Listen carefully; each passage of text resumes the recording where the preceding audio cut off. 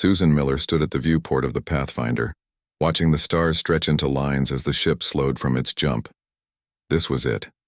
First contact with the Galactic Council. Her palms were sweaty inside her uniform gloves, but her face remained calm. As captain, she couldn't show fear, even as humanity took its first steps into the wider universe. "Coming out of FTL in 30 seconds, Captain," said Lieutenant Jack Brown from the navigation console. Susan nodded. "All stations. Final checks.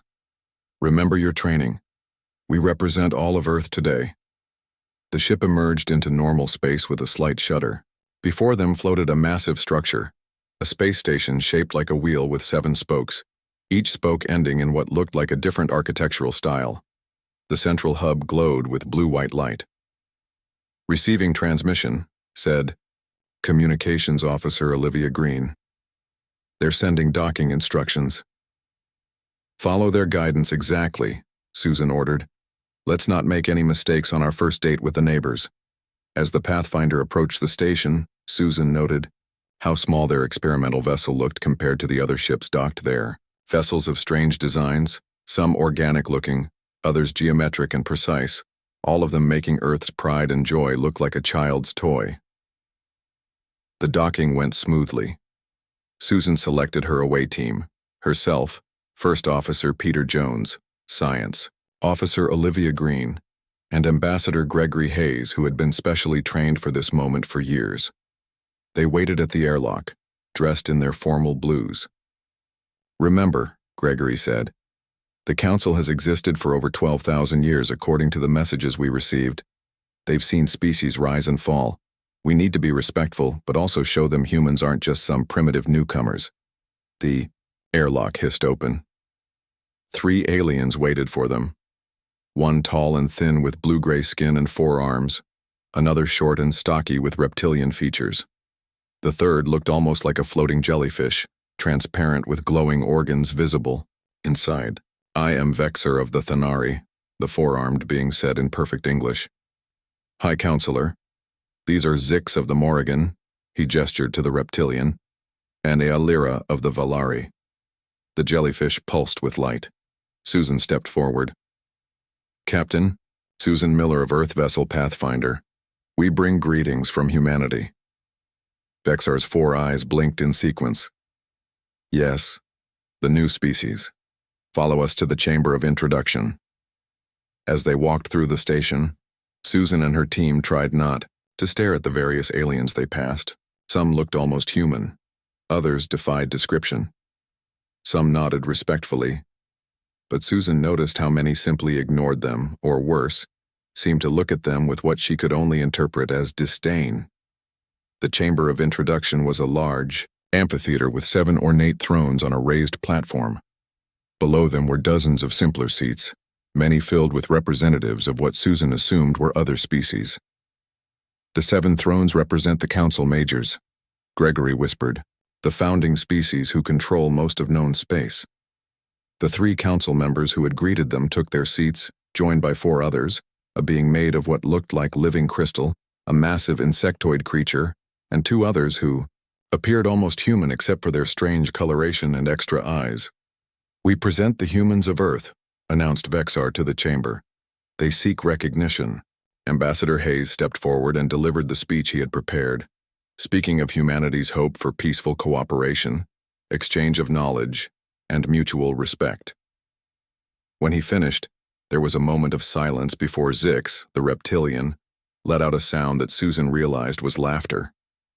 "Ambitious for a species that only discovered faster than light travel 50 of their years ago," Zix said. "The Council has guided the galaxy for 12 millennia. What could Earth possibly offer us?" Gregory maintained his composure. "We bring fresh perspectives, innovation. Earth has united its nations and ended its major conflicts. We've developed technologies independently that we mastered thousands of years ago," interrupted the crystalline being. "Your ship's engines are primitive. Your weapons would not threaten even our civilian vessels." Susan felt her face grow hot, but kept silent. This wasn't going as hoped. "Nevertheless," said Vexar, raising one of his 4 hands, It is council tradition to welcome new spacefaring species. Humanity will be granted observer status. You may establish an embassy in the lower ring, trade with approved species under council regulation, and petition for increased status after 100 standard years. Gregory tried to negotiate better terms, but it became clear that the council's decision was final. After the formal session, the Earth team was shown to their assigned embassy, a small plain set of rooms in the furthest section of the station. "This is an insult," Peter said once they were alone. "They treat us like children." "We are children to them," Susan replied. "But children grow up." Over the next few weeks, Gregory worked tirelessly to establish relations with other species. He discovered that Earth wasn't alone in its treatment. Dozens of observer species existed in the shadows of the council majors, many with technologies and cultures far more advanced than the majors gave them credit for. During a tour of the EU station's lower levels, Gregory noticed something disturbing. Ships from observer species were being loaded with minerals and resources, all headed toward major worlds. The workers looked tired, almost defeated. "What's happening here?" he asked their guide, a friendly being named Kelser from a species called the Lintari. "Resource tributes," Kelser said quietly. "The council claims it's fair trade, but the rates are set by them. Refuse, and your world might find itself without protection when raiders come." Gregory began documenting everything. In private meetings with representatives from other observer species, he learned of worlds stripped of resources, of technological innovations claimed by the majors, of the subtle control the council exerted. When he brought his findings to a council session, requesting a review of trade policies, Councillor Zix cut him off. "The human presumes to lecture the council?" Zix stood from his throne. "Your species was barely past throwing stones at each other when the Thanari had already mapped the galaxy. You know nothing of galactic economics or security. The council provides protection, stability, and guidance to lesser species who would otherwise destroy themselves. Your gratitude should be absolute." The chamber fell silent. Gregory stood his ground. "Respectfully, Counselor, mutual cooperation benefits all. Earth seeks fair partnership, not domination or submission." "Submission is precisely what you need to learn," Zix hissed. The recording devices in the chamber were ordered off, but unknown to the council, Gregory's badge continued to transmit. Back on Earth, the recording of humanity's humiliation spread quickly. Not to incite anger, but to fuel determination. If the council saw humans as primitive, then humans would show them how wrong they were. Not through war or conflict, but through innovation and alliance building. Susan Miller sat in her captain's chair as the Pathfinder prepared to return to Earth. She looked at the massive station through the viewport. "They think they know us," she said quietly. "They have no idea what humans can do when underestimated." Gregory nodded beside her. "Their pride will be their downfall, and our patience will be our strength." The Pathfinder turned away from the I station, jumping into FTL toward Earth, carrying with it the seeds of a quiet revolution that would one day reshape the galaxy. 5 years had passed since the Pathfinder's first contact with the Galactic Council. Earth had changed in that time. The knowledge that humanity was not alone in the universe had united people in a way nothing else could. Old conflicts seemed small now that everyone looked to the stars. Admiral Diane Powell stood in Earth's new space dock, watching workers attach the final sections to humanity's newest vessel. The ship was called the Unity, 3 times larger than the Pathfinder and built with everything humans had learned in 5 years of studying alien technology. "Impressive, isn't she?" asked Alan Foster, stepping up beside her. Alan was the lead engineer behind the ship's revolutionary shield system. "Will it work?" Diane asked, not taking her eyes off the ship. Alan nodded. "The Council thinks shields can only work one way. Our system uses overlapping fields that adapt and learn. They've never seen anything like it because they stopped looking for new approaches centuries ago. And they won't detect it?" "Not until we want them to," Alan said with a small smile. "The system operates on principles their sensors don't even look for." To them, it will just seem like we've made minor improvements to standard technology. Diane finally turned to look at him. Good. Keep it that way. We're not breaking any council laws by developing our own technology, but I don't want to give them reason to take a closer look at what we're doing. In the 5 years since first contact, humanity had carefully plotted a course between innovation and obedience. Earth ships now regularly visited the Council Station and a dozen other worlds. Each visit brought new knowledge, new technologies to study, and new potential allies. Keith Reeves had been working on those allies from day one. As Earth's chief diplomat to non-Council species, he had spent the last 5 years building relationships with races that, like humanity, lived in the shadow of the Council majors. Today, Keith sat in a plain meeting room on the neutral world of Lintari Prime. Around the table were representatives from 12 different species. None were Council majors. All had been dismissed or exploited by the Council in some way. The Valari have increased resource demands from my world by 30% this year, said Neri, a representative of the Falorni, a species with bark-like skin and leaf pattern markings. We cannot sustain this level of extraction. Similar stories came from around the table. The Council majors took what they wanted and gave little in return. This is why we need the Mutual Advancement Alliance, Keith said when everyone had spoken. Together we can strengthen each other, share technology, resources, and protection without exploitation. The Council would never allow it, said Zoral, of the Benthari, a species that resembled tall, thin humans with golden skin. They will if we're careful, Keith replied. We won't challenge Council authority. The MAA will operate within Council law. We'll simply help each other in ways the Council doesn't care about. After hours of discussion, all 12 representatives agreed to join Earth in forming the Mutual Advancement Alliance. It would start small, trading resources, sharing scientific research, and providing mutual aid. Nothing that would alarm the Council majors. Back on the Council Station, now called the Hub by most species, a very different meeting was taking place. The 7 Council majors had gathered to discuss the growing connections between observer species. The humans are behind it, said Councillor Zix of the Morrigan. In 5 years they've established diplomatic relations with 17 lesser species. They're building something. High Councillor Vexar waved a dismissive hand. Let them play their games. The lesser species have always formed alliances that fall apart when resources grow scarce. It keeps them occupied. The humans have been improving their technology as well, noted Ealira of the Valari, her transparent body pulsing with light. Their ships are faster, their shields stronger. Still primitive by our standards, said the crystalline counselor. They've made a few lucky discoveries, nothing more. Their engineers tinker like children with toys they don't understand. The Council voted unanimously to allow the new alliance to form. In their arrogance, they saw it as harmless, even useful for keeping the lesser species busy with their own affairs instead of bothering the majors. What the Council didn't see was what happened on Earth and a dozen other worlds. In shipyards, across human space, vessels were being fitted with Alan Foster's revolutionary shields. In research labs, scientists from the MAA worlds worked together, sharing knowledge the Council had denied them. In a secure facility beneath the North American continent, Admiral Powell reviewed the progress with Earth's leadership.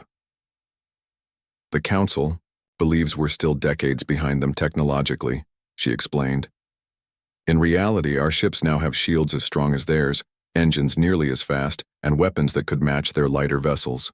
Are you suggesting we prepare for war, Admiral? Asked President Martinez.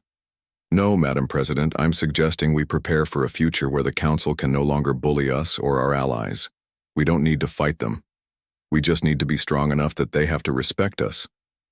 On the newly established MAA headquarters on Lintari Prime, Keith Reeves addressed the first formal gathering of all 17 member species.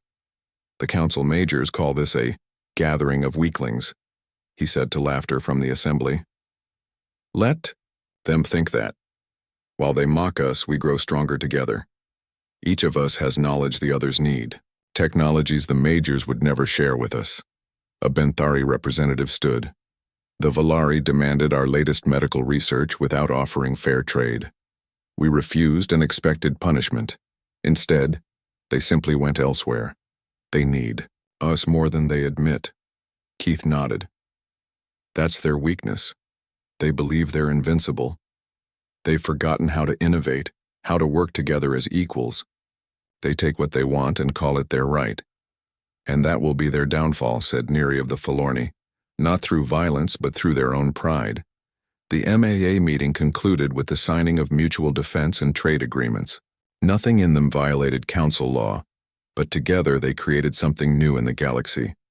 A block of lesser species working together as equals. When news of the agreements reached the council, they reacted with amusement. Councillor Zix called it adorable that the humans thought they could create a meaningful alliance among species that barely matter. That night, in her quarters on the Unity as it prepared for its maiden voyage, Admiral Powell received the council's response. She smiled as she read it. "Keep underestimating us," she said to the empty room.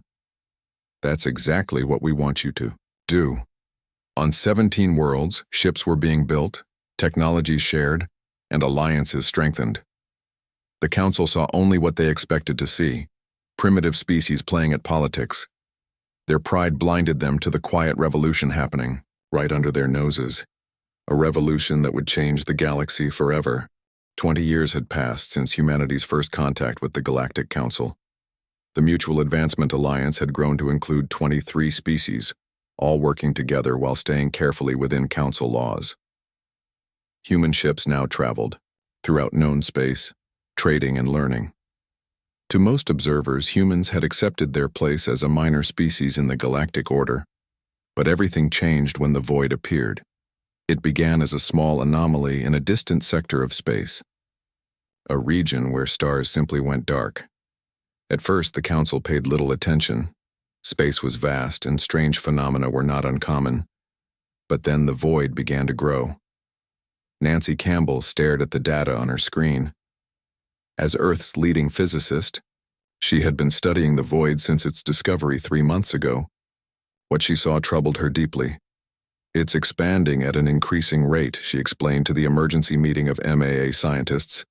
The room held representatives from a dozen species, all now allies through years of cooperation. At current rates, it will reach Morrigan colony worlds within 2 months. "What exactly is it?" asked Leth, a scientist from the Benthari. Nancy shook her head. "It's not a black hole or any known spatial phenomenon. It's as if that region of space simply stops existing. Matter, energy, even light. All gone." The council majors had finally noticed too. 3 Morrigan colony worlds lay in the void's path. The council assembled their most advanced scientific minds and their most powerful ships to study and contain the threat.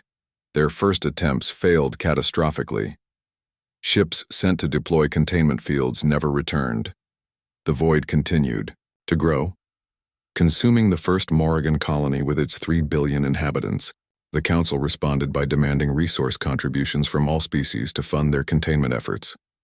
General Paul Wright sat in a secure briefing room on Earth with Admiral Powell and other military leaders. "The council's solutions aren't working," he said, pointing to the latest data. "They've lost 3 more ships trying to establish a barrier around the second Morrigan colony. Meanwhile, they're demanding we send 20% of our fleet to assist," Admiral Powell added, "along with resources that would cripple our economy." "We need to try a different approach," said Nancy Campbell, joining the meeting via secure link. "I've been working with scientists from across the MAA. We think the void isn't destroying space. It's converting it to another form of energy. If we're right, we might be able to reverse the process." "Have you shared this with the council?" asked President Rivera.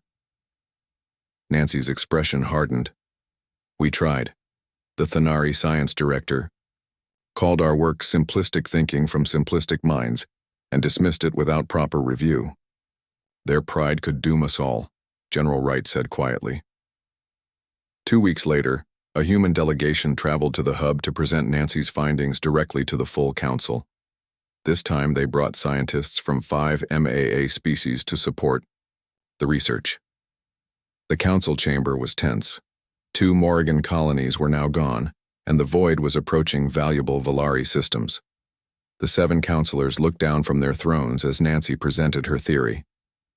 The void isn't destruction, it's transformation, she explained, showing complex equations on the chamber's display. We believe we can create a network of energy fields that would reverse the transformation, effectively neutralizing the void. Based on what evidence? Demanded Counselor Zix, his reptilian features twisted in scorn. We've recreated similar conditions in our laboratories, said Leth of the Benthari. On a small scale, our approach has been successful in 3 separate tests. The crystalline counselor scoffed. Your primitive laboratories cannot possibly recreate something of this magnitude. Your theories are based on flawed understanding of spatial mechanics. The Council has already developed containment protocols, said Vexar. We will expand our barrier technology to surround the void. Your barriers have failed 7 times, Nancy said, her frustration breaking through. How many more worlds will be lost before you consider alternatives? You will remember your place, human, Vexar said coldly. The Council has guided this galaxy for millennia. We will handle this crisis without resorting to untested theories from observer species. As the delegation left the chamber, Keith Reeves, now Earth's ambassador to the Council, pulled Nancy aside. They won't listen until it's too late, he said. Their pride won't allow them to consider that we might have solutions they don't. Nancy nodded grimly. Then we need to be ready when their solutions fail again. As the void continued to expand, panic spread through Council space. The Valari began evacuating their threatened systems, using their authority to commandeer ships from other species for the evacuation. When several human merchant vessels were seized, Earth issued a formal protest. The Council's response was immediate and harsh. Earth was ordered to surrender control of its defensive fleet to assist in Council operations. When Earth refused, citing the need to protect its own colonies, Counselor Zix made a fateful decision. The humans must learn obedience, he declared to his fellow counselors. I will send a squadron to their colony on Proxima Centauri, not to destroy, but to demonstrate our power and their vulnerability. When the Morrigan warships arrived at Proxima Centauri, they expected minimal resistance. Instead, they found the colony protected by 5 human vessels equipped with Alan Foster's shield technology, now advanced beyond anything the Council had seen. The Morrigan commander ordered an attack, expecting to easily overwhelm the human defenses. Instead, the human shields absorbed and redirected the Morrigan weapons fire with minimal damage. After a brief battle, the Morrigan squadron retreated, having failed to even breach the colony's outer defenses. News of the failed attack spread quickly through Council space. For the first time, a lesser species had successfully defended against a Council major's military action. The political fallout was immediate. In an emergency Council session, the LNR counselor broke ranks with the other majors. The void now threatens all our worlds, she said. We cannot afford division.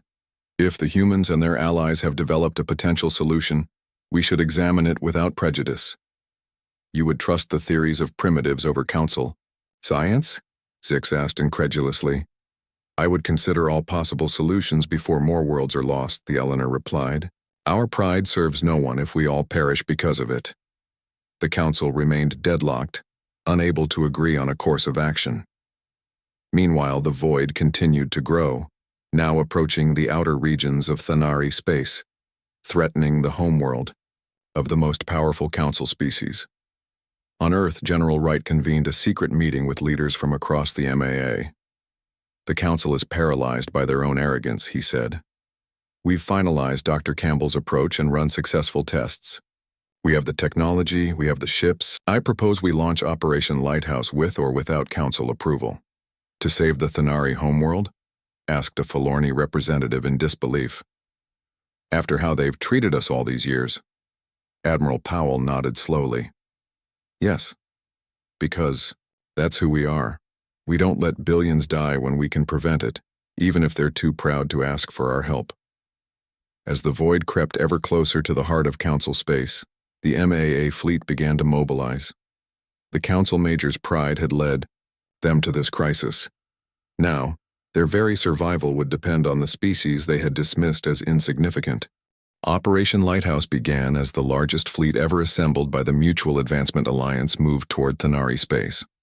Over 200 ships from 23 species, led by Admiral Powell aboard the human flagship Horizon, traveled in formation. At the center of the fleet were special vessels carrying the equipment designed by Nancy Campbell and her team. As they approached the edge of the void, Admiral Powell opened a channel to all ships. "We face something no species has encountered before," she said, her voice calm and steady. "But together, we have found a solution that might work. Remember your training. Remember why we're here. Not for glory, not for power, but to save lives. All lives, regardless of species." On the Thanari homeworld, panic had set in. The void was now visible in the night sky, a growing emptiness among the stars. The once proud Thanari government had begun a desperate evacuation, but there weren't enough ships to save everyone. Billions would be left behind. High Counselor Vexar stood in the Council Emergency Command Center, watching as the latest barrier field failed to slow the void's advance. "We need more power," the Thanari Science Director insisted. "If we redirect energy from the colony worlds, we might stabilize the next barrier." "Those colonies will die without power," said the LNR counselor. "Better them than the homeworld," Vexar replied coldly. An aide rushed into the chamber.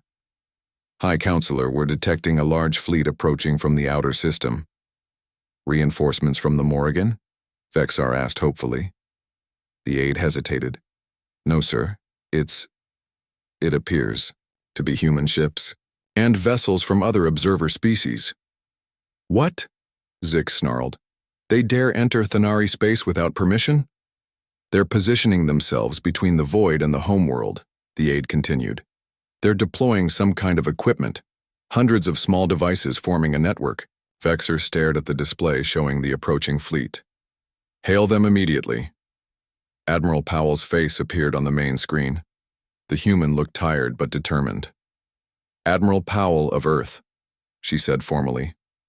"The Mutual Advancement Alliance is here to implement Operation Lighthouse.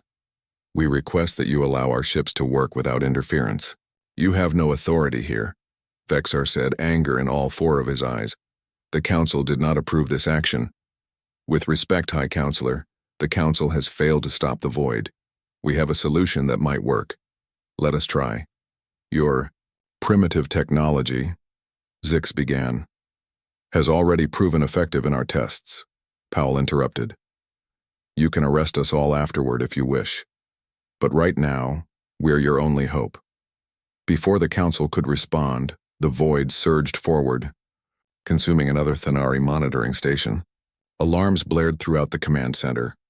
"The barrier has failed completely," reported the science director, fear evident in his voice for the first time. Vexar looked at the display, at the human fleet positioning itself in the void's path, at his homeworld behind them with its billions of citizens. His pride warred with his duty to protect his people. "Allow them to proceed," he said finally, his voice barely audible. The MAA fleet deployed Nancy Campbell's network of devices. Each one generated a specific energy field designed to interact with the void's effects. As they activated, lines of blue-white energy connected the devices, forming a vast web between the void and the Thanari homeworld. On the horizon, Nancy monitored the readings, making adjustments as needed. "The network is holding," she reported. "The void's advance has slowed at the contact points." For hours, the battle between science and destruction continued. The network strained under the pressure of the void's expansion. 3 times, sections failed and had to be reinforced by brave ships moving dangerously close to the edge of oblivion. Finally, after 26 hours of continuous operation, Nancy looked up from her console with tired eyes and a smile of disbelief. "It's working," she said. "The void is not just stopping, it's actually receding at the points of contact." Over the next 3 days, the network continued to push back the void. Wherever the special energy fields touched the emptiness, normal space began to return. Stars reappeared. The laws of physics reasserted themselves. By the 4th day, the serious immediate threat to the Thanari homeworld was gone. The void hadn't been destroyed, but it had been contained and pushed back far enough that conventional barriers could now hold it. In the Council Command Center, the mood had shifted from despair to cautious hope. Vexar watched the displays showing the void's retreat with a mixture of relief and shame. His species had been saved by those he had dismissed as primitives. The human approach worked, the Eleanor counselor said quietly beside him. Yes, Vexar acknowledged. We were wrong to dismiss it.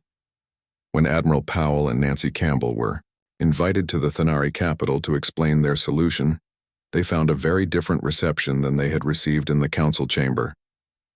Gone was the arrogance, replaced by a newfound respect and uncomfortable humility. Your method of reversing the energy transformation was innovative, the science director admitted. Something we had not considered. Because you were looking for ways to block or contain, Nancy explained. We looked for ways to transform. Sometimes a different perspective is all that's needed. A lesson we have clearly forgotten, Vexar said. He stood, and to everyone's shock bowed slightly to the human delegation. The Thanari homeworld and billions of lives were saved by your actions. The Council, I, owe you a debt. News of the successful operation spread quickly throughout Council space. On world after world, the story was the same. The species the Council had dismissed as primitive had succeeded where the mighty Council majors had failed.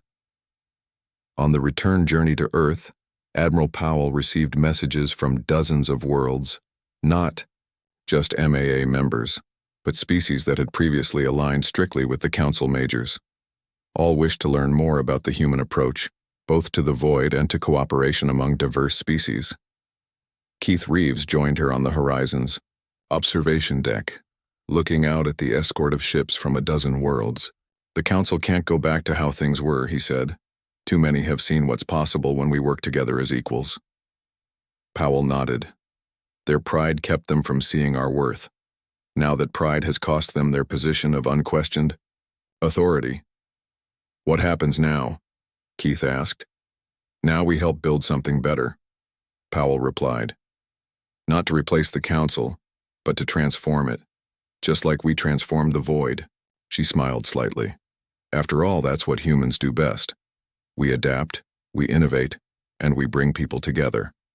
As the fleet approached Earth, Powell received a formal communication from High Counselor Vexar. The message was brief, but historic. In the Council acknowledges that our current structure has proven inadequate to meet the challenges facing the galaxy. We request Earth's assistance in reforming our institutions to better serve all species. The age of majors and observers is over. The time has come for a true galactic alliance. Admiral Powell read the message twice, then smiled. The Council, Major's pride had indeed been their downfall, but perhaps it would also be the beginning of something greater for all species. 6 months after Operation Lighthouse, representatives from over 50 species gathered on the hub station. The old council chamber had been rebuilt. Gone were the 7 thrones that had once elevated the council majors above all others. In their place was a circular arrangement of seats, all at the same level. Lisa Ortiz, Earth's new lead diplomat, looked around the chamber with a sense of wonder. Just 3 years ago, she had been a junior aide to Keith Reeves. Now, at 34, she was helping write a new chapter in galactic history. Nervous? Asked Leth of the Benthari, now her close friend after years of working together. A little, Lisa admitted. This charter will shape the galaxy for generations. The Charter Committee had worked for months to create a framework for the new galactic alliance. Today they would present it to the full assembly for approval. High Counselor Vexar, now simply Representative Vexar, called the session to order. The Thanari leader had changed since the Void Crisis. The loss of 3 Thanari colony worlds and the near destruction of his homeworld had humbled him. Being saved by species he had once dismissed had transformed his worldview. Before we begin, Vexar said, his forearms spread in a traditional Thanari gesture of respect, I wish to acknowledge that this moment would not be possible without the courage and innovation of those we once called lesser species. The former council's pride nearly doomed us all. Let that be the first lesson of our new alliance. Lisa stepped forward when it was her turn to present. She explained the core principles of the proposed charter: equal representation for all species, shared responsibility for defense and scientific advancement, protection of developing worlds, and fair trade practices. The Void taught us that no single species has all the answers, she said. Our strength comes from our diversity, from bringing different perspectives to shared challenges. Some former council majors still struggled with the new reality. Councillor Zix, in particular, argued against giving equal votes to species with smaller populations or less advanced technology. The strong have always led, he insisted. It is the natural order. An unexpected voice answered him. Admiral Susan Miller, now in her 70s, had been invited as an honored guest. As captain of the Pathfinder during first contact, she had seen the full arc of humanity's relationship with the Council. Strength isn't just about military power or technological advancement, she said, her voice carrying the weight of experience. True strength comes from wisdom, from cooperation, from recognizing the value in others. The former council was powerful, yes, but it wasn't strong, not in the ways that matter most. After 3 days of debate and amendments, the charter was put to a vote. It passed with overwhelming support. Even most former council majors voted in favor. Only the Morrigan opposed it, with Zix walking out of the chamber in protest. The signing ceremony took place in the great central hall of the hub. As each representative added their signature or mark to the document, cheers echoed through the station. Lisa felt tears in her eyes as she watched species that had once been bitter rivals now pledged to work together. Nancy Campbell stood with General Wright and Admiral Powell, watching the ceremony from a balcony above. "Did you ever imagine this when you were working on your theory?"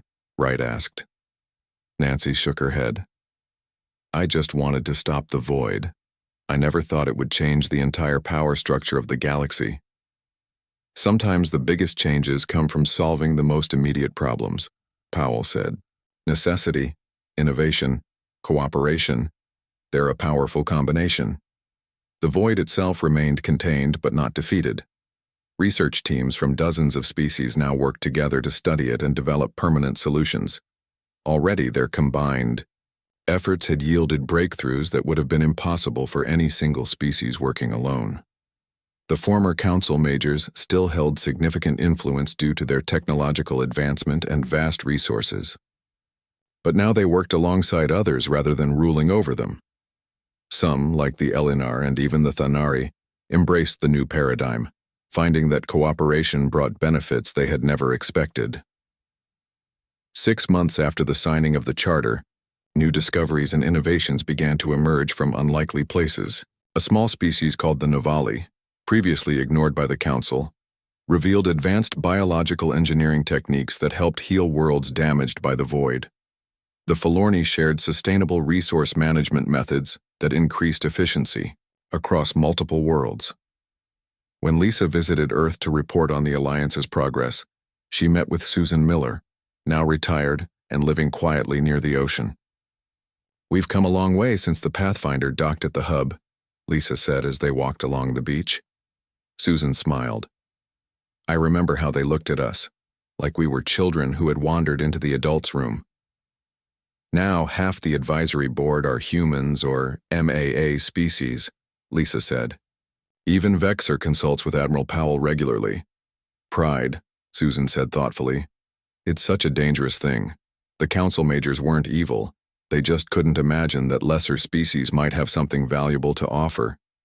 "Do you think we'll make the same mistake someday?" Lisa asked. "Now that humans have more influence?" "Probably," Susan admitted. "Pride seems to be universal. The difference is we've seen firsthand what it can cost. If we're wise, we'll remember that lesson." 1 year to the day after Operation Lighthouse, a memorial was unveiled on the very spot where the MAA fleet had made its stand against the void. The monument was a simple structure, a network of light, beams connecting metal spheres of different sizes and colors, representing the various species that had worked together. At the base was an inscription in multiple languages. True strength lies not in dominance, but in cooperation. True wisdom lies not in certainty, but in openness to learn. Representatives from over 60 species attended the ceremony, including all former council majors, except the Morrigan. As the memorial was activated, its lights pulsing in harmony, Admiral Powell stood with Gregory Hayes, both now advisors to the Alliance leadership. "When you were humiliated in the council chamber all those years ago," Powell said quietly, "did you ever imagine this?" Gregory shook his head. "I just wanted them to treat us fairly. I never dreamed we'd end up here." "Their pride became their downfall," Powell mused, "and our patience became our strength." As the ceremony concluded, Lisa Ortiz announced the Alliance's next major initiative, a deep space exploration program with ships crewed by members of multiple species, seeking new civilizations beyond known space. "We go forward not as conquerors or rulers," she said, "but as explorers and friends, offering the hand of cooperation to all we meet." On ships throughout Alliance space, crews of mixed species prepared for their missions. They carried with them the lesson learned from the fall of the Council Majors, that no species has a monopoly on wisdom or innovation, that diversity brings strength, and that pride, unchecked by humility and openness, can bring down even the mightiest civilization. And somewhere in the vastness of space, other civilizations waited to be discovered, with their own strengths, their own knowledge, and their own lessons to teach the newly united species of the Galactic Alliance.